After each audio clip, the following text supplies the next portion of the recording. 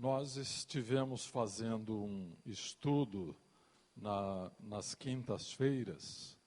Aliás, nós temos dedicado a quinta-feira para estudarmos a Bíblia. E estávamos fazendo um estudo sobre a tentação de Jesus Cristo, de Adão, e assim, durante 3 terças-feiras, nós tratamos desse assunto. Quinta-feira, desculpem. E na busca de estudar e buscar a revelação da Palavra de Deus, olhamos para o livro de Jó como um subsídio muito grande para estudarmos o assunto. E nós vamos trazer uma meditação da Palavra de Deus nesta noite sobre como contextualizarmos as revelações que constam no livro de Jó na nossa situação como homens e mulheres do século 21. Queria aproveitar e dizer para a igreja que nós precisamos da palavra de Deus, proclamada e ensinada.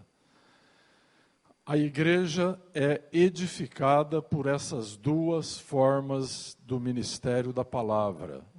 A palavra que é proclamada, o querigma da palavra, isso quer dizer a proclamação, e também a palavra que é ensinada. Isso nós chamamos de didaquê, o ensino da palavra. E na quinta-feira que temos dedicado ao estudo da Bíblia, eu expliquei que o querigma e o didaquê são como a agulha e a linha para uma costureira. É impossível costurar sem a agulha e a linha. Assim, o querigma representa a agulha e o didaquê representa a linha. Se nós queremos ser edificados pela palavra de Deus, nós precisamos de ambos, a agulha e a linha. Nós precisamos da palavra proclamada e nós precisamos da palavra ensinada. Se nós olharmos para o ministério de Jesus, nós vamos ver que em alguns momentos ele está proclamando, em outros momentos ele está ensinando, como no Sermão do Monte, por exemplo. Então, por que eu estou falando isso para vocês? Porque a grande maioria dos membros desta igreja somente frequentam a igreja no domingo. Isso é bom, mas não é suficiente. Nós precisamos de mais.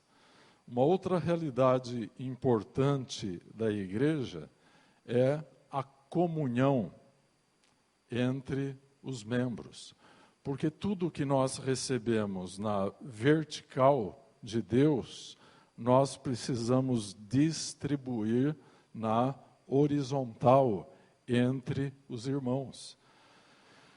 Então, nós precisamos interagir com outros membros do corpo de Cristo. E nós temos um sistema de células que funciona nas terças-feiras. É importante nós termos relacionamento com um grupo pequeno de pessoas da igreja. É bem verdade que alguns não podem por razões profissionais, né? Mas aqueles que estão disponíveis devem se esforçar para que você não tenha um papel apenas de frequentador da igreja. Nós precisamos viver a experiência de sermos igreja. Então, a igreja é algo que nós somos, não é algo onde nós vamos, é uma condição de ser, mais do que propriamente de frequentar. Então, eu estou dando esta explicação, porque uma boa parte do ensino da palavra de Deus, nós temos dedicado a quinta-feira para isso. E seria bastante proveitoso que os membros da igreja participassem também. Então era isso que eu queria dar de explicação. Gostaria que vocês abrissem as suas Bíblias no livro de Jó.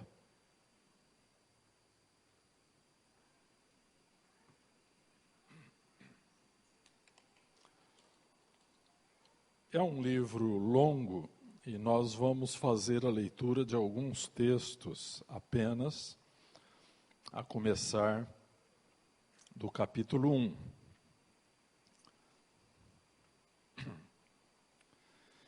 Então vamos à leitura do capítulo 1. Havia um homem na terra de Uz, cujo nome era Jó. E este era homem sincero, reto e temente a Deus, e desviava-se do mal. E nasceram-lhe 7 filhos e 3 filhas. E era o seu gado 7.000 ovelhas, 3.000 camelos, e 500 juntas de bois, e 500 jumentas. Era também muitíssima gente ao seu serviço, de maneira que este homem era maior do que todos os do Oriente. E iam seus filhos e faziam banquetes em casa de cada um no seu dia, e enviavam e convidavam as suas 3 irmãs a comerem e beberem com eles. Sucedia, pois, que tendo decorrido o turno de dias de seus banquetes, enviava Jó e os santificava, e se levantava de madrugada e oferecia holocaustos segundo o número de todos eles, porque dizia Jó: porventura pecaram meus filhos e blasfemaram de Deus no seu coração. Assim o fazia Jó continuamente. E vindo um dia em que os filhos de Deus vieram apresentar-se perante o Senhor, veio também Satanás entre eles. Esse versículo 6, onde lê filho de Deus, entenda-se anjos. Então, no dia em que vieram os anjos apresentar-se perante o Senhor, veio também Satanás entre eles. Satanás, que é também um anjo caído. Então o Senhor disse a Satanás: de onde vens? E Satanás respondeu ao Senhor e disse: de rodear a terra e passear por ela. E disse o Senhor a Satanás: observaste tu ao meu servo Jó, porque ninguém há na terra semelhante a ele, homem sincero e reto e temente a Deus, e desvia-se do mal. Então respondeu Satanás ao Senhor e disse: porventura teme Jó a Deus em vão? Porventura não o cercaste tu de bens a ele, a sua casa e a tudo quanto tem? A obra de suas mãos abençoaste, e o seu gado está aumentando na terra. Mas estende a tua mão e toca-lhe em tudo quanto tem, e verás se não blasfema de ti na tua face. E disse o Senhor a Satanás: eis que tudo quanto tem está na tua mão. Somente contra ele não estendas a tua mão. E Satanás saiu da presença do Senhor. Eu vou pular agora alguns versículos, e o que aconteceu aqui então é que Satanás feriu tudo quanto este homem muito rico tinha. E em pouco tempo ele perdeu todo o seu gado, ele perdeu os seus 10 filhos que foram acometidos por uma tempestade, e a casa foi destruída.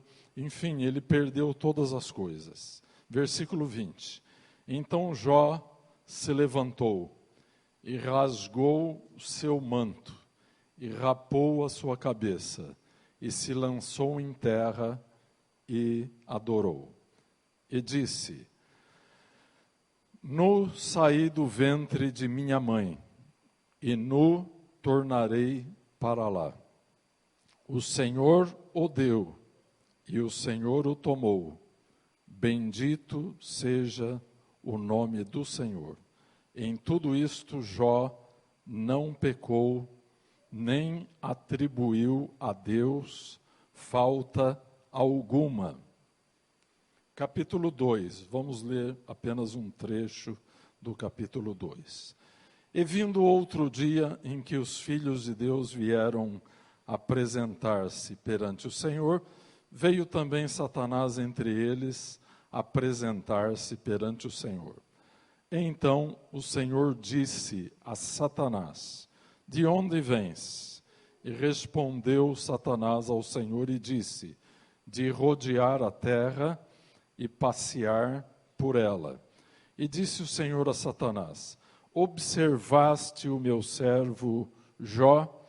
Porque ninguém há na terra semelhante a ele, homem sincero e reto, temente a Deus, desviando-se do mal, e que ainda retém a sua sinceridade, havendo-me tu incitado contra ele, para o consumir sem causa. Então Satanás, respondendo ao Senhor, disse: pele por pele, e tudo quanto o homem tem, dará pela sua vida. Estende, porém, a tua mão e toca-lhe nos ossos e na carne, e verás se não blasfema de ti na tua face. E disse o Senhor a Satanás: eis que ele está na tua mão, poupa, porém, a sua vida. Então saiu Satanás da presença do Senhor e feriu a Jó, de uma chaga maligna, desde a planta do pé até o alto da cabeça. E Jó, tomando um pedaço de telha, para raspar com ele as feridas, assentou-se no meio da cinza. Então sua mulher lhe disse: ainda retens a tua sinceridade? Amaldiçoa a Deus e morre. Mas ele lhe disse: como fala qualquer doida, assim falas tu. Receberemos o bem de Deus e não receberíamos o mal? Em tudo isso não pecou Jó com os seus lábios. Amado Pai, nosso Deus, eis aqui a tua palavra. Senhor, neste momento, abre o nosso entendimento para que possamos visualizar com os olhos da fé verdades eternas. Senhor, aqui não estamos contando apenas a história de um homem. Queremos nos ver em Tua palavra e aprender sabedoria vinda de Ti, para que melhor possamos viver e Te servir e glorificar o Teu nome nesta terra. Senhor, nós Te pedimos humildemente, faz com que os nossos olhos espirituais se abram e que os nossos ouvidos espirituais se abram e que possamos compreender com o nosso espírito tão bem quanto compreendemos com a nossa mente. Senhor, repreendemos agora aquele que vem para devorar a preciosa semente que cai em corações distraídos e sem o temor do Teu nome. Que toda perturbação do maligno que seja repreendida agora, no poderoso nome de Jesus, para que a Tua palavra possa produzir os efeitos que Tu queres que ela produza, em nome de Jesus. Amém.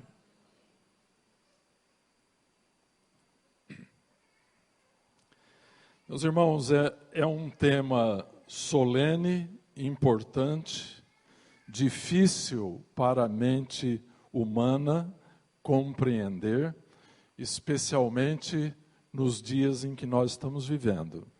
Nós vamos falar aqui muito mais do que a bênção de Deus que advém do sofrimento, porque parece que é um livro cujo tema central é o sofrimento.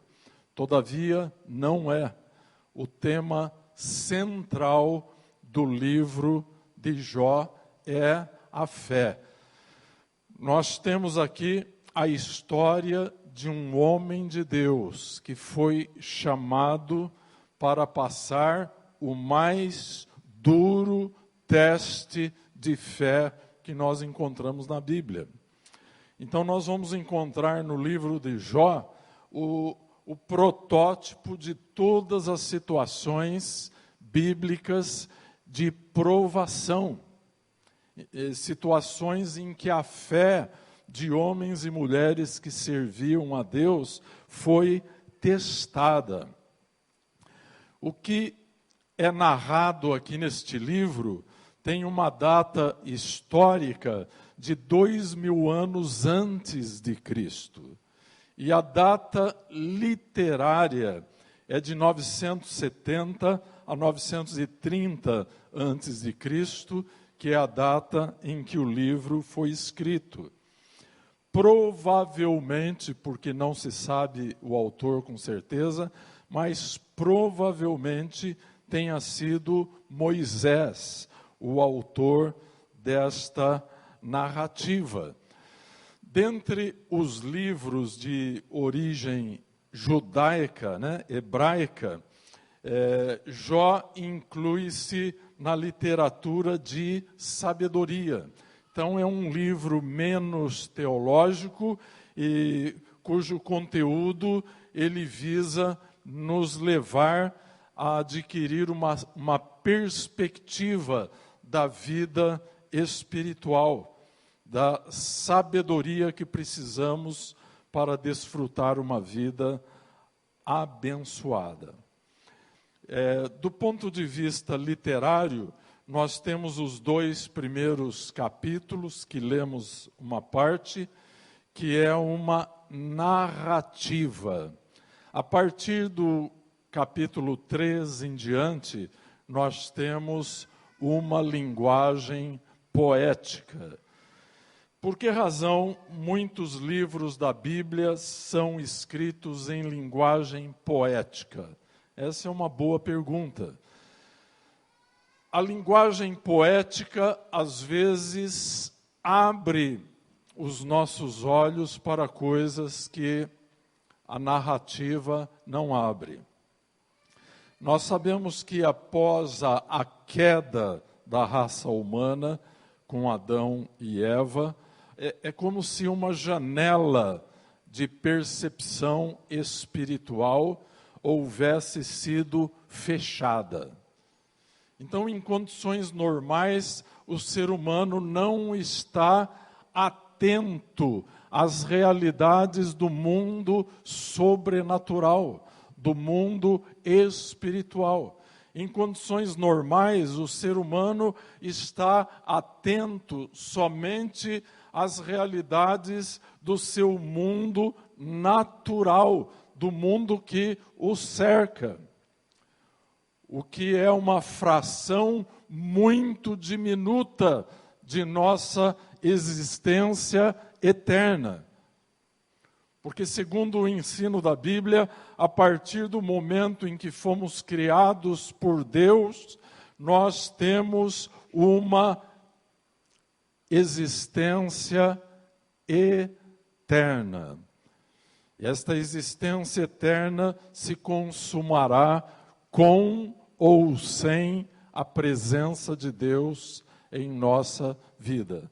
Agora eu lhe pergunto, já é difícil a vida com Deus. Imagine sem Ele por toda a eternidade.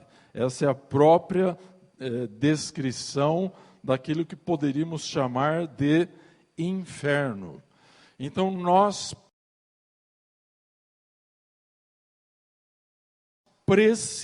que nos é concedida pelo Espírito Santo, precisamos adquirir uma visão do propósito de Deus para a nossa vida na eternidade.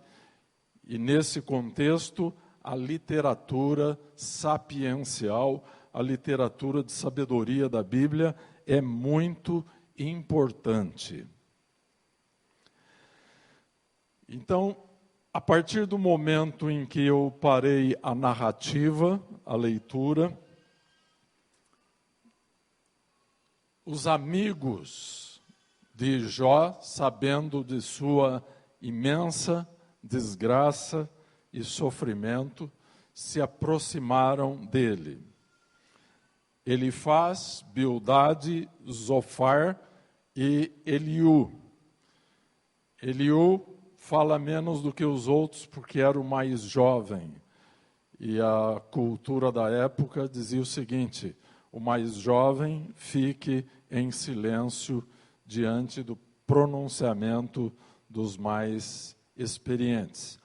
Então Elifaz, Bildade e Zofar se revezaram discutindo as possíveis razões do sofrimento de Jó. E eles chegaram a uma conclusão, porque naquela época imperava uma maneira de interpretar o sofrimento. Entendia-se que o sofrimento era o produto imediato do pecado. Então eles chegaram a uma conclusão de que Jó tinha pecados não confessados e que então aquilo teria atraído aquele imenso sofrimento em sua vida. Então uma boa parte de todo o livro, na verdade do capítulo 3 em diante, nós temos estes 5 homens discutindo a respeito das possíveis causas do sofrimento de Jó. É bem verdade que o sofrimento ensina muito. No Salmo 119, versículo 71, o salmista diz assim: foi-me bom ter sido afligido, para que aprendesse os teus estatutos. Então, o salmista está dizendo sobre os benefícios do sofrimento. Eu estava lendo sobre a história de um dos escritores de maior sucesso no Brasil,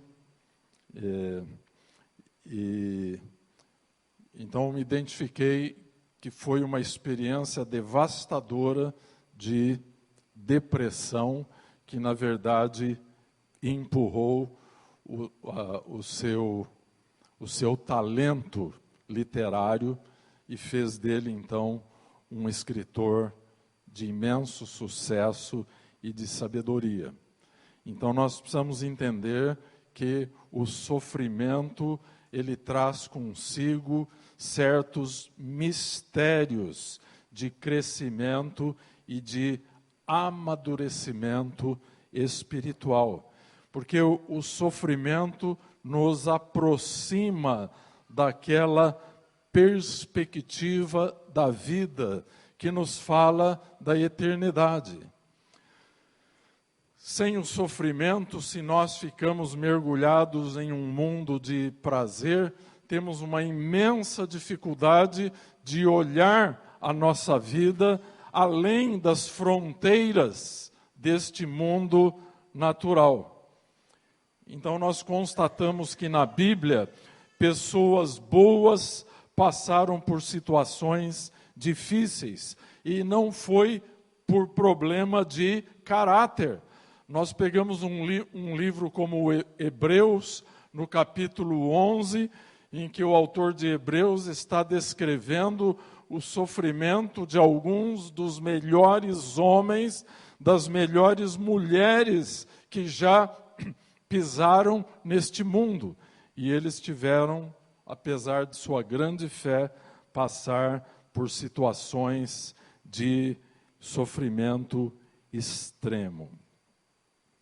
Então, o livro de Jó, muito mais do que sofrimento, é a fé deste homem de Deus que está sendo provada.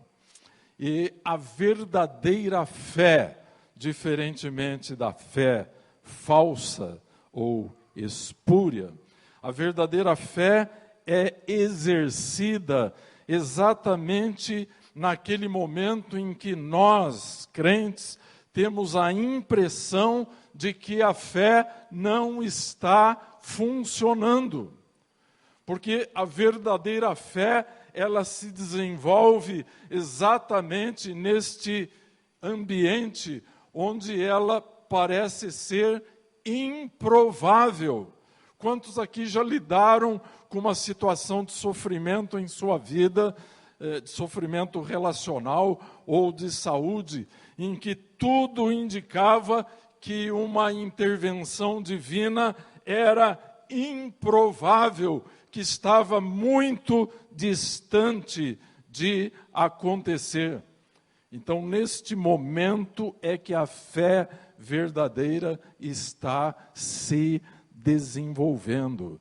E ainda como na situação de Jó, aparentemente nada estava mudando em sua condição miserável, mas algo estava mudando: o coração de Jó. Então, na experiência do sofrimento e da verdadeira fé, as coisas começam a mudar dentro de nós. Nós começamos a ganhar uma perspectiva eterna. E isso é importante, porque o nosso destino não está restrito a esta curta existência terrena. O nosso destino, segundo os propósitos de Deus, ele vai muito e muito além desta curta duração de nossa vida. À luz da eternidade, a nossa existência, por mais longevo que um homem possa ser, ainda assim é apenas um piscar de olhos na eternidade. Então, a literatura de sabedoria é importante, porque nós não podemos perder o nosso destino eterno por causa do momento presente. E a situação do homem que nós estamos abordando aqui, Jó, mostra que em situações difíceis a nossa fé pode ser destruída, a nossa confiança em Deus pode ser completamente corroída. Então, este livro é muito importante para a nossa saúde espiritual e para ganharmos a perspectiva correta do plano de Deus para as nossas vidas como redimidos. Você não crê que Jesus pagou o preço que pagou por você apenas para você ter uma boa vida aqui nesse mundo, crê? Não, você não pode crer nisso. Porque Deus jamais daria uma bênção de dimensão tão grande para o desfrute tão pequeno como é a nossa vida aqui na Terra. Agora vamos situar, até agora foi um preâmbulo, vamos situar a problemática deste crente, chamado Jó. Já vimos que ele está envolvido em uma prova de fé, mas ele não sabe disso. O jornalista e escritor americano Philip Yancey, ele, sobre este texto da Bíblia, ele compara como um teatro, em que nós, os que estamos assistindo à peça, sabemos qual é o fim, mas as pessoas que estão envolvidas no drama não sabem o fim. Então, vamos supor que nos 2 primeiros capítulos seja o período anterior à peça, ao drama. O diretor da peça se apresenta, Deus, e ele explica o que vai acontecer. E depois, então, começa aquele drama, começa a acontecer. As pessoas que estão na plataforma, no palco, não sabem o fim daquele drama. Nós sabemos. Então, todos os capítulos seguintes se desenrolam ali. Todos aqueles 5 homens discutindo a causa do sofrimento de Jó.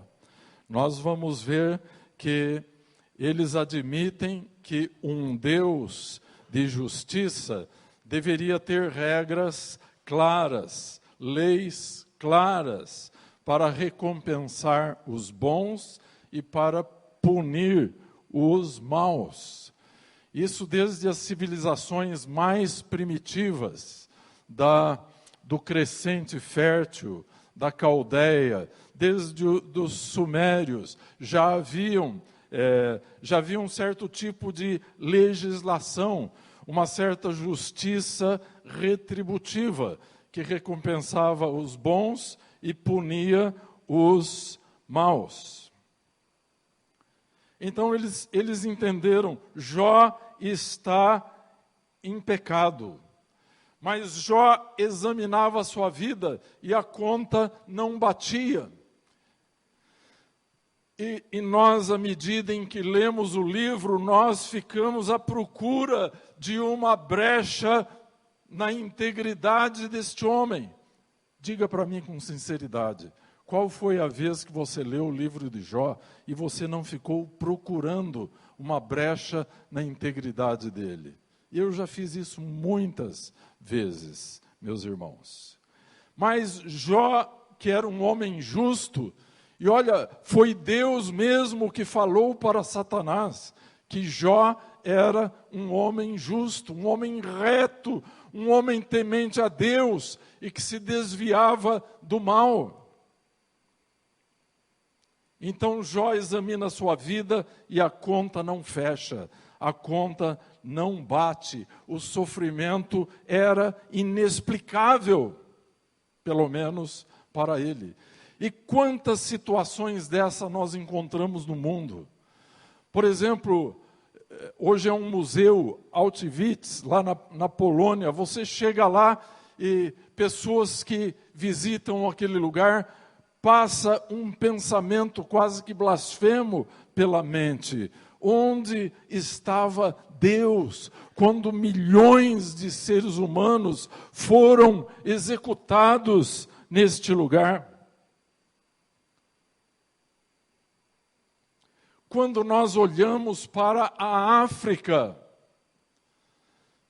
eu não sei se vocês sabem, mas um dos maiores continentes cristãos do mundo é a África.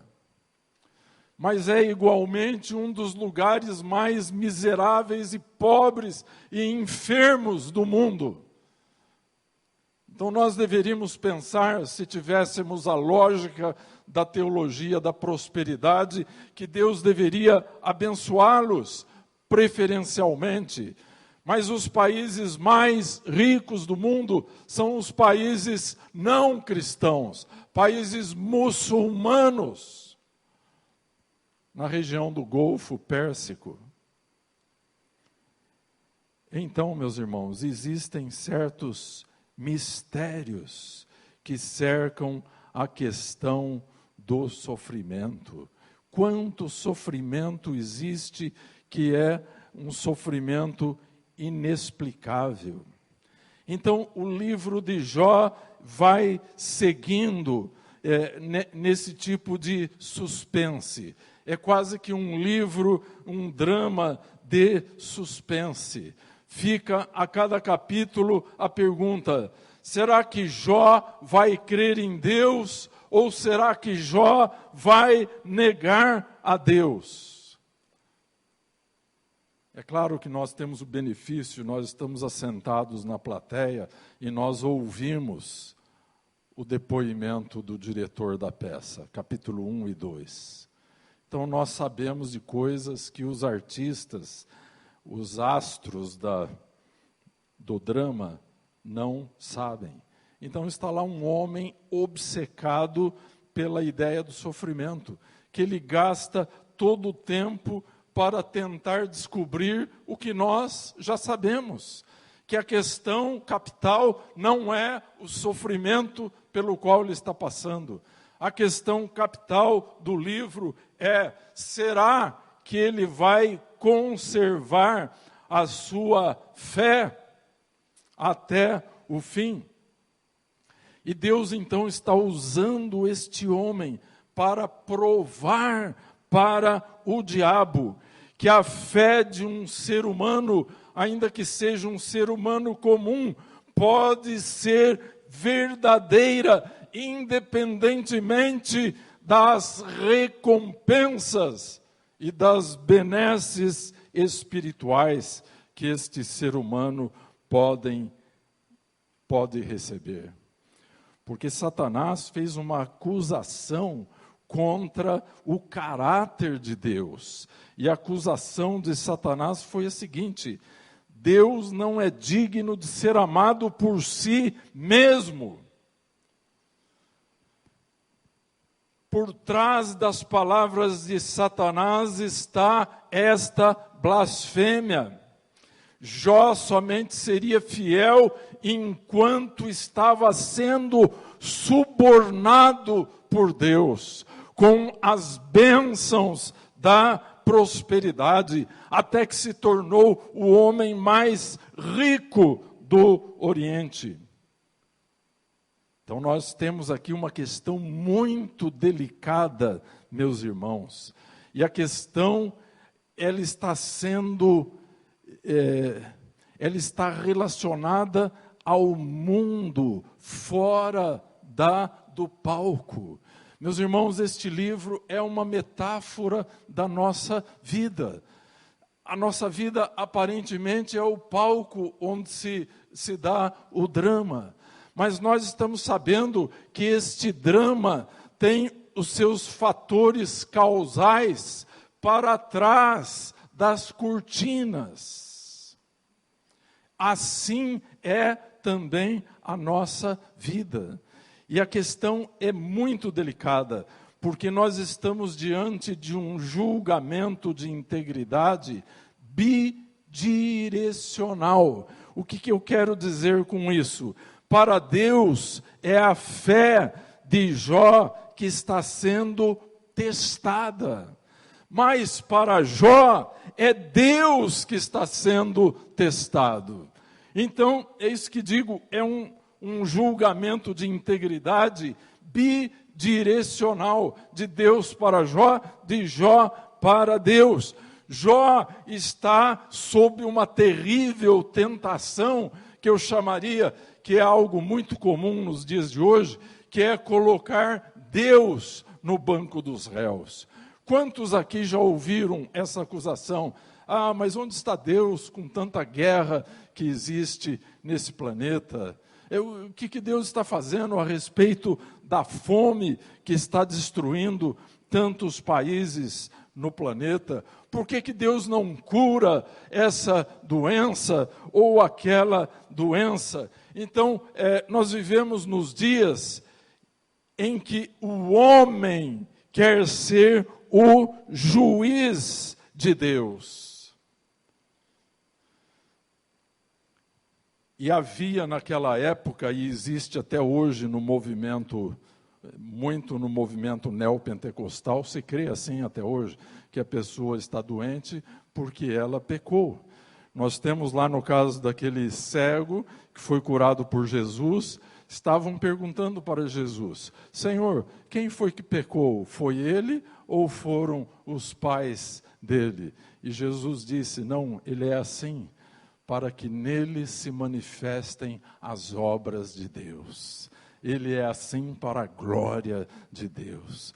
Assim também, meus irmãos, o transcurso do drama de Jó, ainda que os homens estejam vasculhando a vida de Jó para encontrar o pecado, mas foi assim por causa da glória de Deus. Queridos irmãos, jamais devemos colocar Deus no banco dos réus.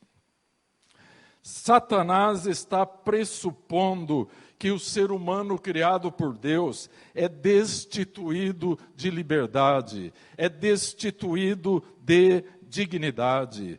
Assim como o homem, nós sabemos pela Bíblia, ele teve a liberdade para descer na queda espiritual. Ele tem a liberdade de subir pela fé em Jesus Cristo. Ele tem a oportunidade de ser redimido pelo sangue do Senhor Jesus Cristo. Amém? E Jó está neste campo de batalha. Ele tem dignidade e ele tem liberdade para crer ou para deixar de crer. Satanás, que está na posição de promotor, de acusador, ele se apresenta como um psicólogo comportamentista, um behaviorista, que é aquela área da psicologia que controla o comportamento através de recompensa e punição. Então ele está dizendo: Jó foi condicionado. Ele tem um comportamento que foi condicionado, a sua fidelidade é condicionada pelas suas recompensas. E, na verdade, meus irmãos, esta era a aposta de Satanás. Agora, uma coisa bonita do drama é que Satanás está envolvido no drama, mas Satanás não é o Criador, ele é uma criatura, e ele também não sabe aquilo que nós sabemos. Amém? Ele não sabe o fim da história, e nós sabemos qual foi o fim da história. Nós observamos a situação deste homem que está sendo provado. Ele se sente traído por Deus. Ele não está vendo o mundo sobrenatural. Ele não sabe que Deus disse lá para Satanás: viste o meu servo Jó, homem temente a Deus, que se desvia do mal, homem justo. Deus está exaltando Jó. Agora aqui, Jó está se sentindo traído, rejeitado, abandonado por Deus. Mas nós que estamos assentados na plateia, nós já ouvimos o diretor da peça falar na introdução. Amém? E nós sabemos que o sentimento de ser traído, de ser abandonado, nós sabemos que isto não é a verdade. Nós vemos que algumas vezes Jó está chegando perto de blasfemar. Como no capítulo 3, ele diz assim: pereça o dia que nasci, e a noite em que se disse, foi concebido um homem. Veja, ele está num território muito próximo da blasfêmia. Meus irmãos, devemos tomar muito cuidado com isso quando estamos passando por uma dificuldade, uma enfermidade, perdas materiais. Devemos tomar cuidado de ver que existe um contexto espiritual anterior e posterior a todas as provações que nós passamos. Nunca podemos perder de vista o nosso destino eterno por causa de uma tribulação presente. Então, Jó, em sua angústia, ele está beirando o território das blasfêmias. Mas Jó se recusa virar as costas para Deus. O diabo apostou que ele viraria as costas para Deus. Mas no capítulo 13, versículo 15, Jó diz assim, no seu desespero, ele fala: ainda que ele, Deus, ainda que ele me mate, nele esperarei. Ele se recusa a desistir de Deus, embora ele já não entenda mais a justiça divina, em função de seu sofrimento, mas ele continua agarrado em Deus. Há uns versículos maravilhosos que mostram que no meio de seu sofrimento, ele teve alguns lampejos de esperança. Ele diz assim no capítulo 14, versículo 7, porque há esperança para a árvore que, se for cortada, ainda se renovará e não cessarão os seus renovos. Se envelhecer na terra a sua raiz e morrer o seu tronco no pó, ao cheiro das águas brotará e dará ramos como a planta. Aleluia! No versículo 16, versículo 19, no meio de seu sofrimento e da acusação de seus amigos, ele diz: eis que também agora está a minha testemunha no céu e o meu fiador nas alturas. Esse homem ainda tem esperança no meio do sofrimento que ele não pode compreender a causa. Em seu sofrimento, ele começa a desejar, interrogar a Deus. ele quer marcar uma audiência com Deus.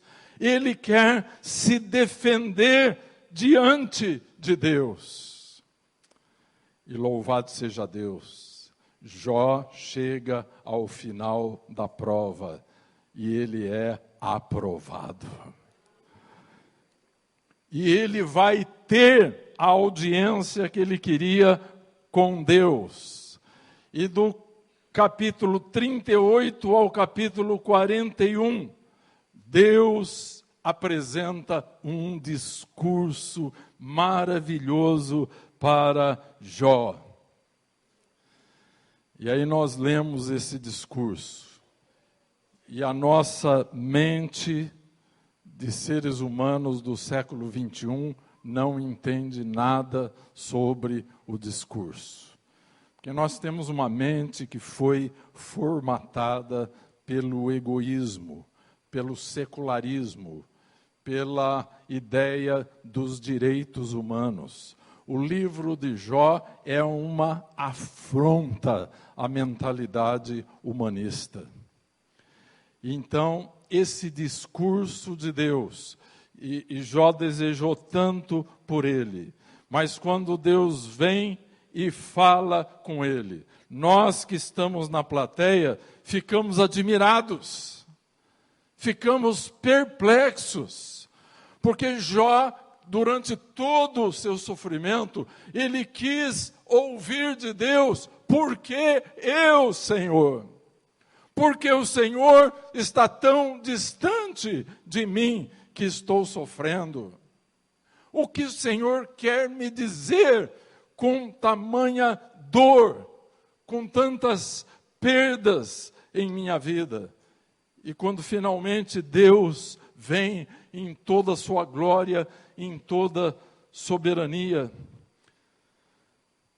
Deus não dá uma só resposta às questões que Jó formulou. Deus fala coisas maravilhosas, mas seu silêncio é completo a respeito do sofrimento daquele crente. Para nós soa chocante, depois de 35 capítulos que só falam de sofrimento e de sofrimento. Não é estranho, meus irmãos? E nesses discursos, Deus faz apenas uma crítica ao seu servo Jó. A crítica à sua ignorância. Então, Deus apresenta um discurso maravilhoso sobre o universo material, físico, natural, que Ele governa tão bem. E Jó, então, ficou maravilhado. E há uma mensagem de Deus oculta através deste discurso maravilhoso. Então, algumas vezes, para entender o que está sendo dito, nós temos que entender o que não está sendo dito. Então, há uma mensagem oculta nesse discurso maravilhoso de Deus, mas que, por fim, não atende o clamor do coração de Jó por saber por que ele está sofrendo. Então, é o seguinte, meus irmãos, Jó não dá conta de entender o governo natural de Deus para as coisas físicas. Como ele dará conta de entender o governo do universo moral de Deus? Então, meus irmãos, a busca de Jó termina com o discurso de Deus. E termina com uma confissão maravilhosa de Jó. No capítulo 42. Sabe, meus irmãos, Jó, adquiriu algo muito mais precioso do que saber por que ele está sofrendo. Ele ganha de Deus, pela sua perseverança, uma perspectiva da eternidade. E ele diz assim: então respondeu Jó ao Senhor e disse: bem sei eu que tudo podes, e nenhum dos teus pensamentos pode ser impedido. Quem é aquele, dizes tu, que sem conhecimento encobre o conselho? Por isso falei do que não entendia. Coisas que para mim eram maravilhosíssimas e que eu não compreendia. Escuta-me, pois, e eu falarei. Eu te perguntarei e tu me ensina-me. Com o ouvir dos meus ouvidos ouvi, mas agora te veem os meus olhos. Por isso me abomino e me arrependo no pó e nas cinzas. E aí então, diante desse versículo, você diria: mas então ele tinha pecado. Ora, no início, lembram quando o diretor da prova explicou, o diretor da peça, do drama, um homem reto, temente a Deus e que se desvia do mal. Logo, Jó não cometeu pecados. Ele era um homem de Deus, sacerdote do seu lar, orava e intercedia pelos seus filhos e filhas diariamente, um homem exemplar. Então ele não cometeu pecados. Por que que então ele se arrepende? Por causa de sua natureza humana. Então aqui não é um pecado de omissões ou comissões, é um pecado de natureza com a qual nós vivemos neste mundo. Então, da grandeza da revelação de Deus, ele se quebranta e ele se arrepende. Então, o versículo 10 do capítulo 42 diz que Deus, então, virou o cativeiro de Jó quando ele orava pelos seus amigos. E o Senhor acrescentou a Jó outro tanto em dobro a tudo quanto dantes possuía. Ele recebeu a porção dos primogênitos, que é a porção dobrada, ele recebeu. Mas, meus irmãos, a questão da riqueza, porque se ele já era o maior homem do Oriente, depois desse teste de fé, se tornou ainda maior. Mas a questão da riqueza é uma questão periférica. Quantos camelos, quanto de gado, de ovelhas ele tem, tudo isso é uma questão periférica. Qual é a questão central do livro de Jó? É a questão da fé. E agora, meus irmãos, caminhando para o final, vamos fazer uma reflexão. Aquilo que nós fazemos do livro de Jó é um modelo, é também um reflexo do que nós fazemos com a nossa própria vida. Você me ouviu? Nós pegamos um livro que fala sobre a prova da fé, e nós fazemos dele um livro sobre sofrimento. É assim que nós interpretamos a vida. Você me entendeu?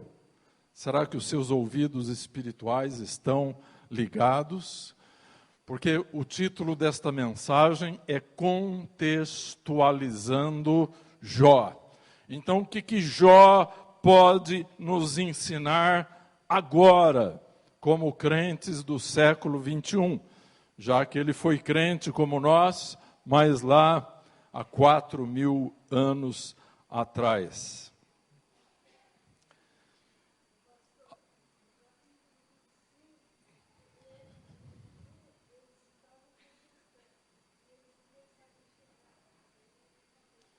Irmã, me perdoe, eu não estou te escutando muito bem. Você pode me procurar depois do culto e eu quero te ouvir, tá? O que eu quero colocar, irmãos, é que às vezes em nossa vida nós nos encontramos em situação semelhante à de Jó. É claro, guardadas as devidas proporções em termos de sofrimento. Mas quantos aqui já perguntaram, Deus, por que eu? Alguém aqui já fez essa pergunta? Quantos já fizeram, né?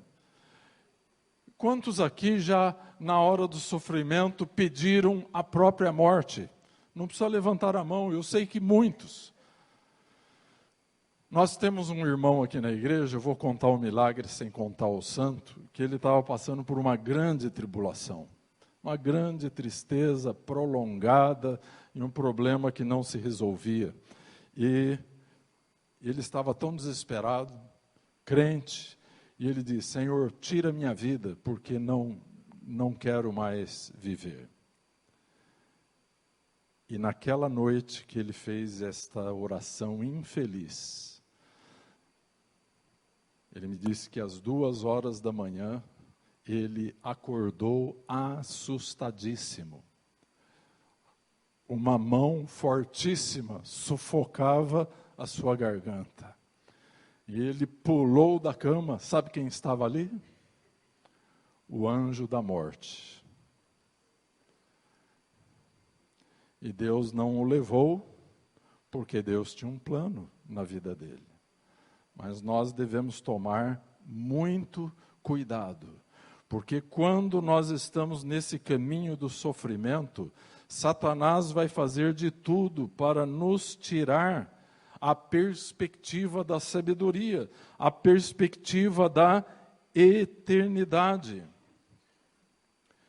Então nós precisamos ser provados, sim, para crescermos espiritualmente. Mas precisamos que a nossa fé se agarre ao Senhor Jesus. Então, quanto mais o inimigo nos comprime pelo sofrimento, mais ele deve nos aproximar do Senhor Jesus Cristo. E vamos entender o seguinte, ouça-me com atenção, quando você estiver passando uma prova, quanto mais improvável for a sua fé, mais necessária ela se torna. E nós estamos aqui diante do exemplo de um crente que entrou e saiu da provação, sem ter perdido a fé e a fidelidade. E nós estamos aqui hoje tratando de um assunto que ele não sabia o que estava acontecendo enquanto ele estava sofrendo. Então devemos tomar muito cuidado em nossa vida, de não culparmos a Deus, de não colocarmos a Deus no banco dos réus. Porque, meus irmãos, nós estamos diante do quadro todo e nós sabemos que não havia nenhuma inconsistência no amor de Deus por Jó. No momento em que ele se sentiu mais desamparado, foi no momento em que Deus estava mais próximo dele. Semelhantemente a Jesus Cristo, no momento que ele se sentiu mais desamparado por Deus na cruz do Calvário, foi quando Deus esteve mais unido a ele através do sofrimento. Vocês pensam que foi fácil para Deus Pai entregar o seu Filho único para morrer como um bandido por pessoas como eu e como você? Assim, meus irmãos, a experiência de Jó, a vitória que ele conquista para Deus, a glória que ele dá para Deus, Meus irmãos, foi um acontecimento marcante na história da remissão da terra. Eu diria da remissão do universo. Cada vez em que somos aprovados, meus irmãos, o plano da redenção de Deus em Cristo Jesus está operando para fazer o reino das trevas recuar.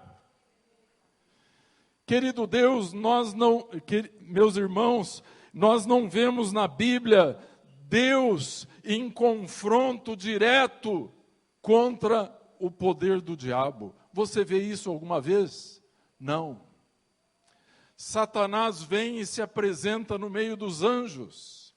Nós gostaríamos muito que Deus tivesse um caráter antropomórfico naquela hora, para fazer o que nós gostaríamos de fazer, de dar um chute nele e atirá-lo no inferno. Mas Deus sabe, porque Satanás é uma criatura de Deus. Deus sabe que ele está sendo útil no plano da redenção. E eu vou dizer para vocês como Satanás está servindo a Deus. Por isso Deus o admitiu diante do seu conselho. Nós carregamos dentro de nós uma natureza que não se converte. Quantos sabem disso?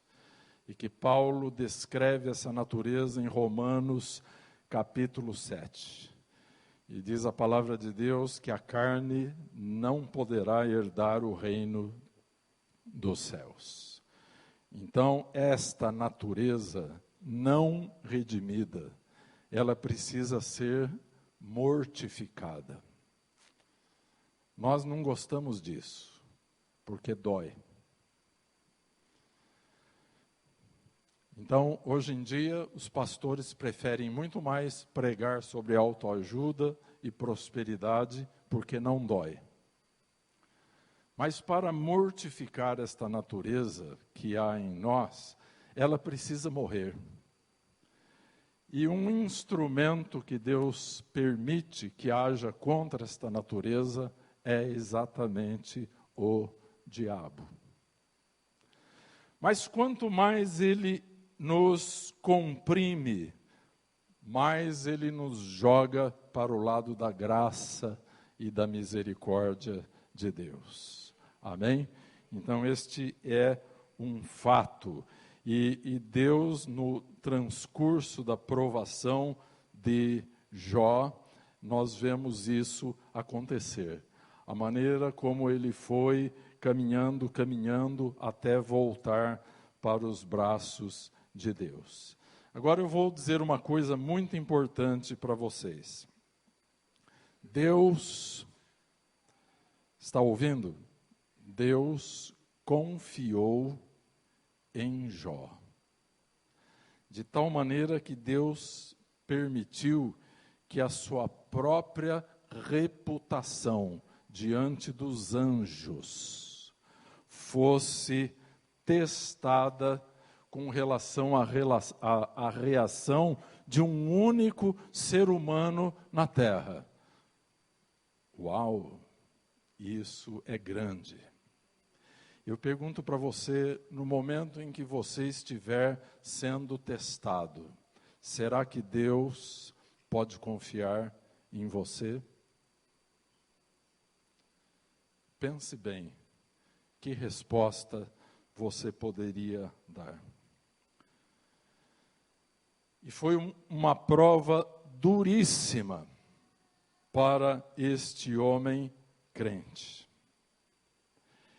Uma outra coisa que é relevante é que Deus estava muito mais interessado na fé de Jó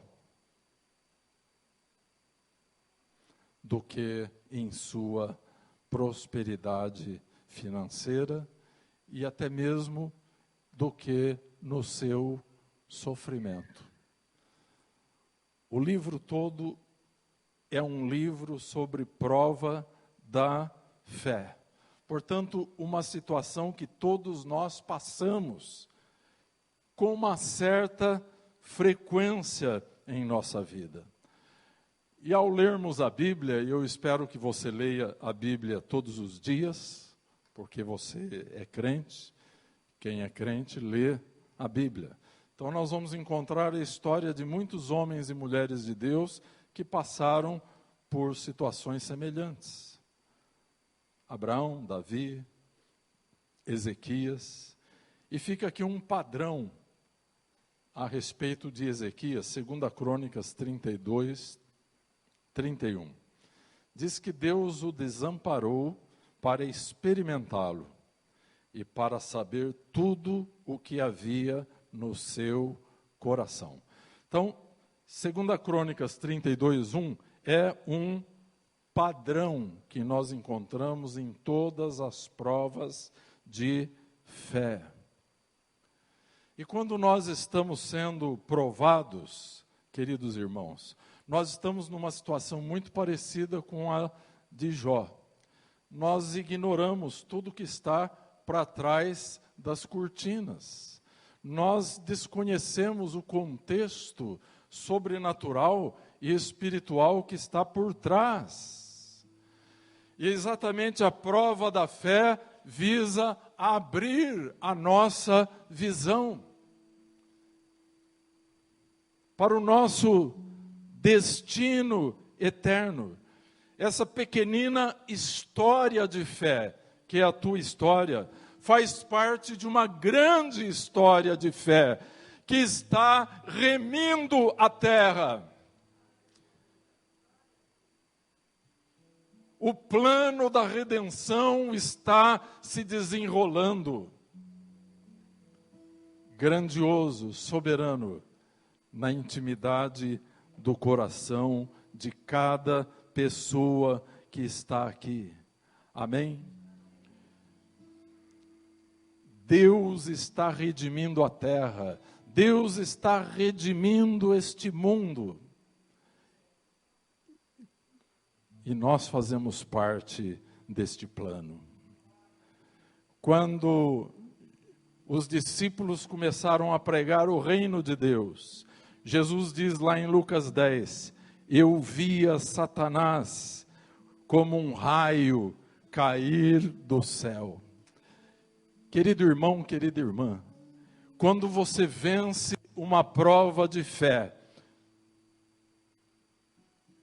o diabo cai como um raio.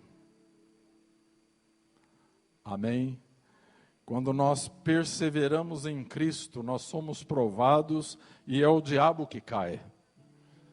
Nós temos visto tantas histórias de crentes que caem, porque eles não correram para Jesus.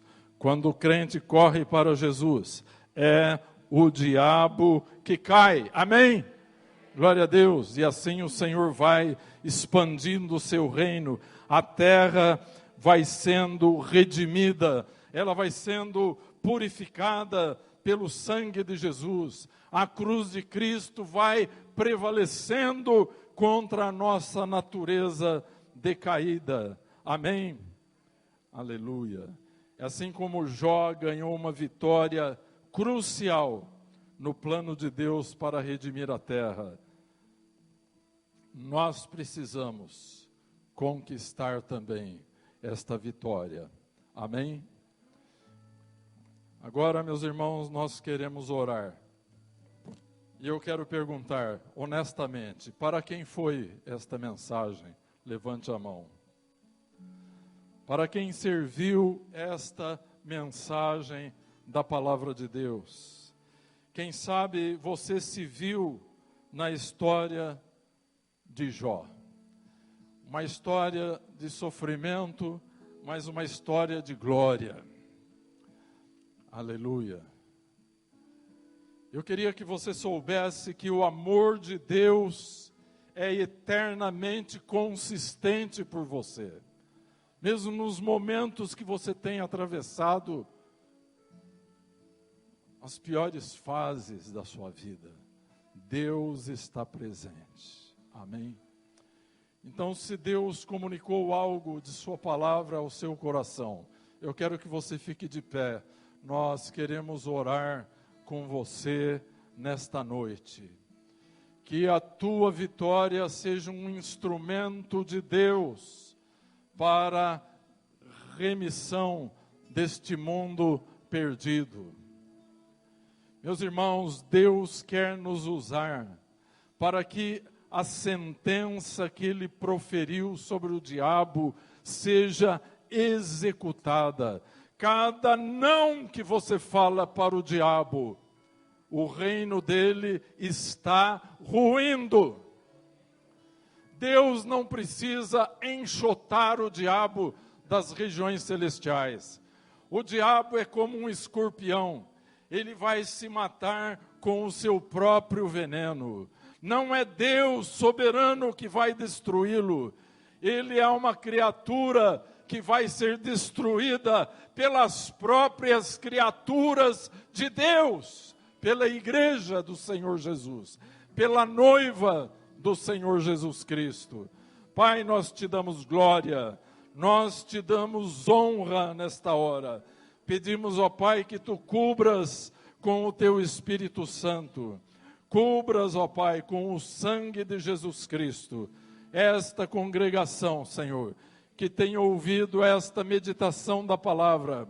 Nós sabemos que estamos aqui com esta palavra, fazendo um desafio, fazendo um confronto, aquele que é mentiroso desde o princípio, nós o resistimos pelo poder e autoridade que está no nome de Jesus, e proibimos qualquer tipo de retaliação contra este povo. Senhor, que o inimigo saiba que nós sabemos a verdade e que por ela nós somos vencedores, que por ela nós somos libertos e que vamos proclamá-la sem nenhum medo, em nome de Jesus Cristo. Senhor, enquanto os teus filhos proclamam esta verdade, que o inimigo caia como um raio e vidas sejam redimidas, e esta terra que o Senhor criou um dia seja redimida, para que nela venha um novo tempo, e novos céus, e nova terra, e os reinos deste mundo serão os reinos do Senhor Jesus Cristo. Para a glória deste nome bendito, nós oramos e abençoamos esta amada igreja do Senhor Jesus Cristo, que seja uma igreja vitoriosa no poder do nome de Jesus, e que o Senhor Deus Todo-Poderoso te abençoe e te guarde. O Senhor faça resplandecer o seu rosto de luz sobre ti e tenha misericórdia de ti.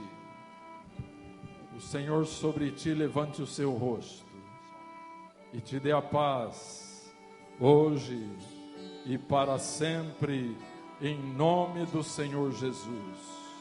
Amém. Glória a Deus.